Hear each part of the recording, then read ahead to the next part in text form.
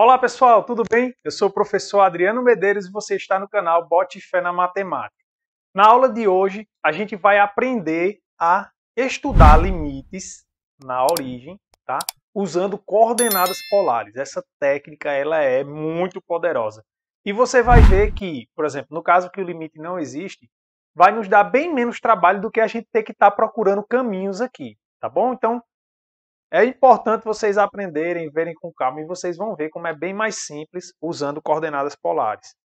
Uma restrição que a gente tem com relação à técnica é que ela só vai funcionar quando eu tiver, com o limite tendendo para a origem, tá bom? Então, apenas nesses casos.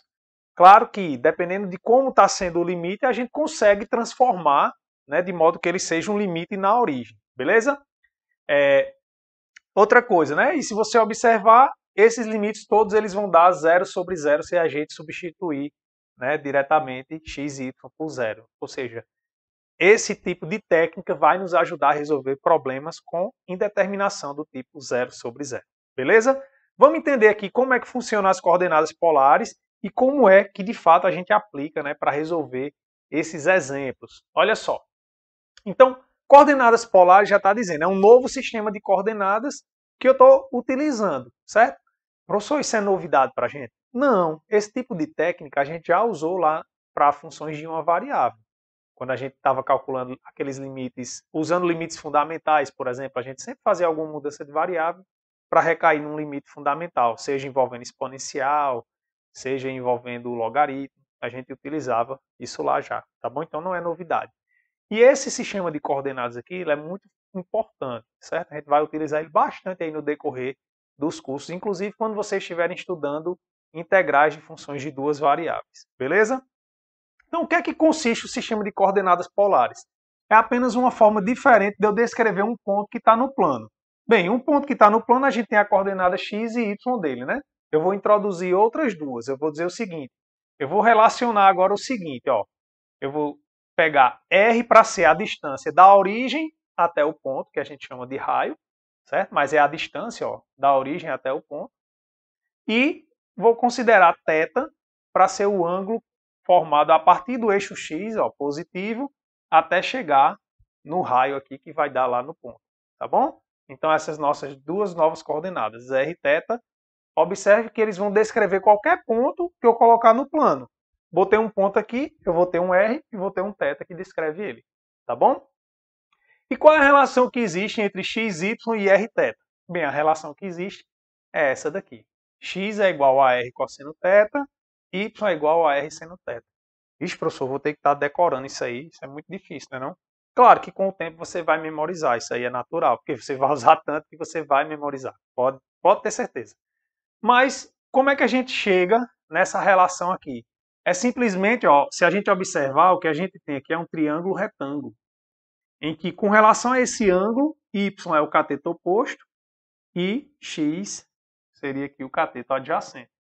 Tá bom? Então, é só a gente usar a relação. Por exemplo, aí a gente coloca aqui, ó, cosseno de θ é o cateto oposto sobre a hipotenusa, que seria y sobre r. Aí, isolando o y, Perdão, seno, Trocando aqui as bolas, mas vamos lá. Cateto oposto é o seno, Então, seno de θ é igual ao cateto oposto sobre a hipotenusa. Aí, quando eu isolo o y, eu chego nesse aqui. Tá bom? Da mesma forma, ó, o cateto adjacente, eu tenho, que o cosseno de θ é o cateto adjacente sobre a hipotenusa.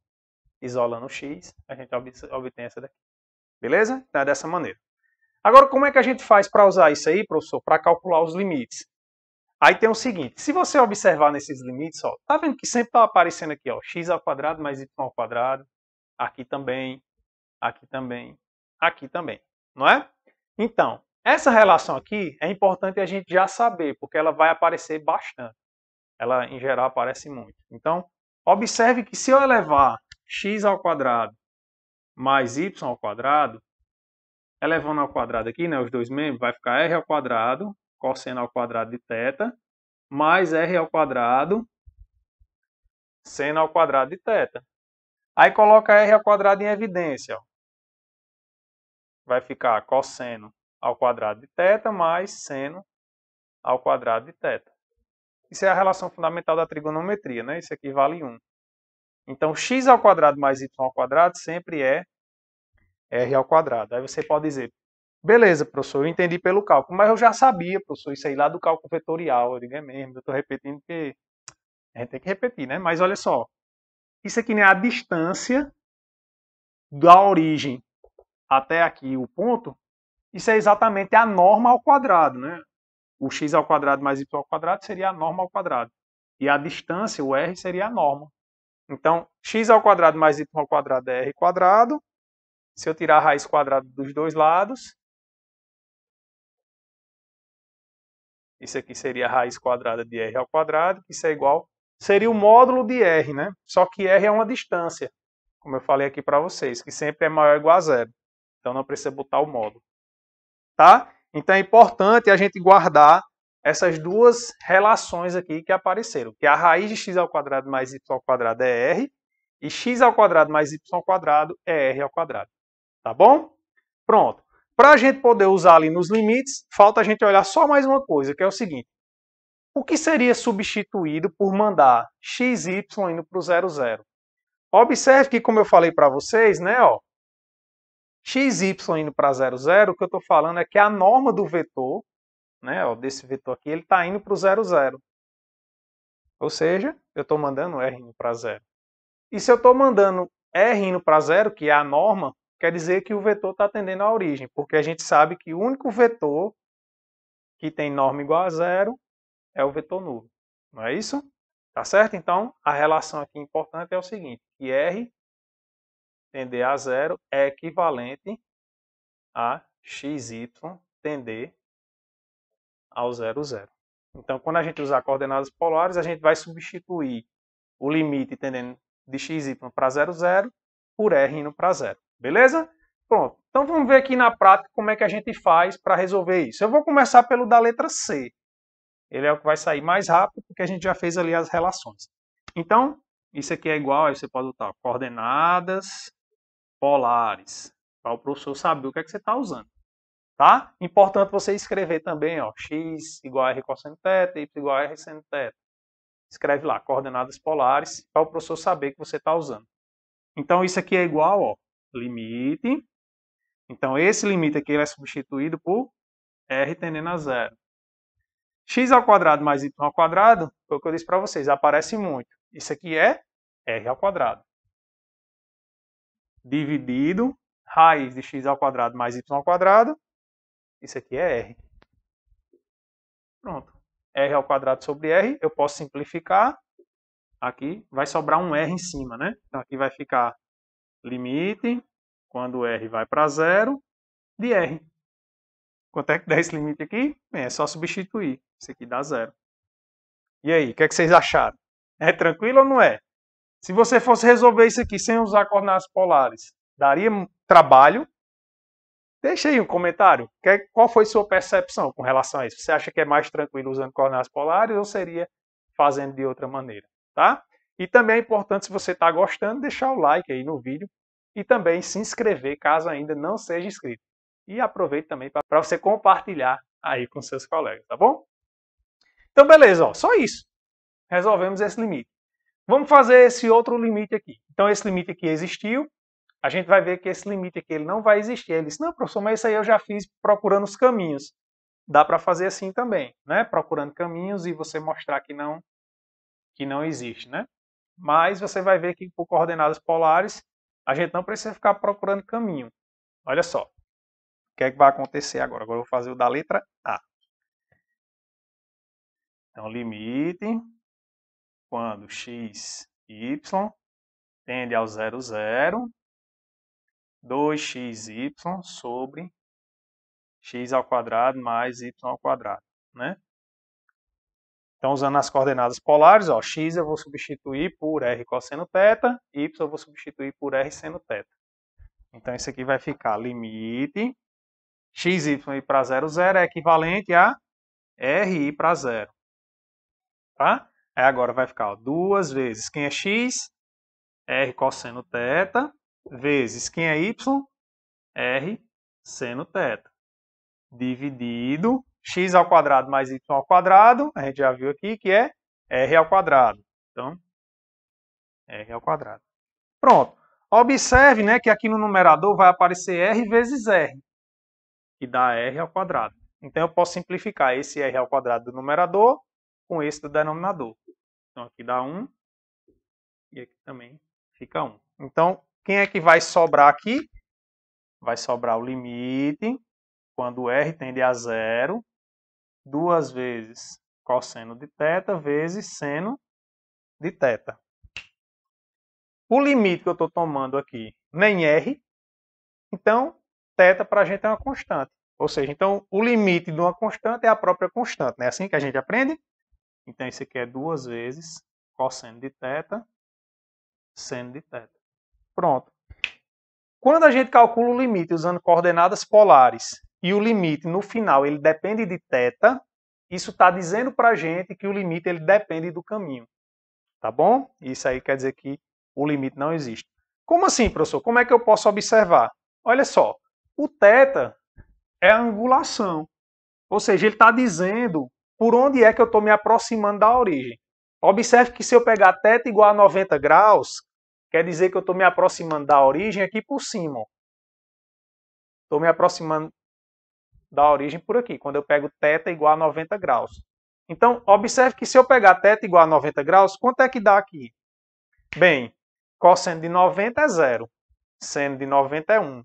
0 vezes 1 dá 0, né? Então, quando eu escolher aqui θ igual a 90 graus, ou π sobre 2, né?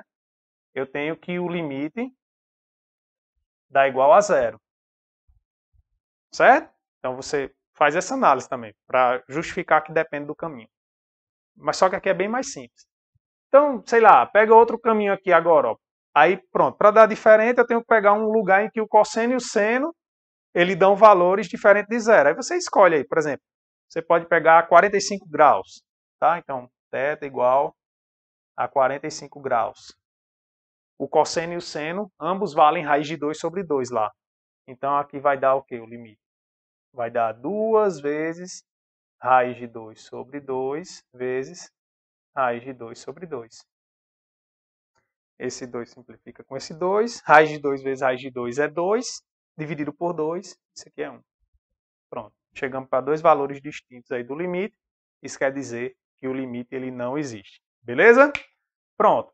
Vamos só fazer agora o da letra B, porque ele vai aparecer um detalhe a mais que pode acontecer quando a gente está usando coordenadas polares, tá bom? E aí, para ficar bem claro para vocês, como é que vocês devem proceder. Então vamos aqui, né, para o da letra B, que é o último limite, né? Também vou usar coordenadas polares. Então, aqui vai ficar, ó, igual ao limite quando r tende a zero, no lugar do x, é r cosseno de θ, né? Só que o x está ao quadrado, então vai ficar 3 vezes r ao quadrado, cosseno ao quadrado de θ.